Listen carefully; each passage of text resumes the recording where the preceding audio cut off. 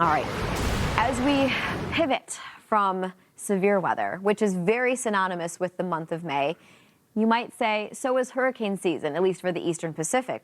Reason being, the Eastern Pacific hurricane season officially arriving, and we are already seeing maybe some bubbles or hints of some activity. In fact, the National Hurricane Center is monitoring an area of low pressure that could form, or an area of low pressure that could form by this weekend into early next week. So nothing is there yet. But when you look at some of the model data, maybe we see something try to pop. But this would be next week, several hundred miles south of the southern coast of Mexico. But we do typically look towards the Eastern Pacific this time of year. You can so often get these areas of disturbed weather, the storms that you see marching from east to west.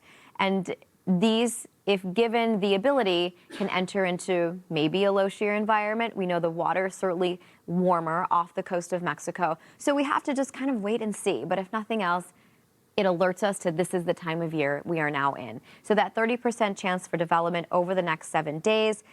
Again, nothing at this point to point out at a map, but an area that we'll pay attention to. The Eastern Pacific hurricane season kicked off just a few days ago, last week actually. We'll see the Atlantic kick off on June 1st. But when you talk about some of the temperatures, look at off the southern, southwestern coast of Mexico. That's where our temperatures are in the upper 80s. You look further to the south where we tend to gauge the temperatures based on if we're in or what phase of ENSO we are in, whether it's an El Nino or La Nina. And it looks like more we're in the middle, in a neutral. So more so just focusing in on the warmer temperatures at this point and what we could anticipate. Either way, when you look at climatologically speaking out of the Eastern Pacific Basin, June 10th, that's the average date of the first named tropical system. So should we get something, again, this would be named, it wouldn't be not all that out of the ordinary and not all too soon, but it would be a little bit of a jump start. And the first named tropical storm would then be Alvin.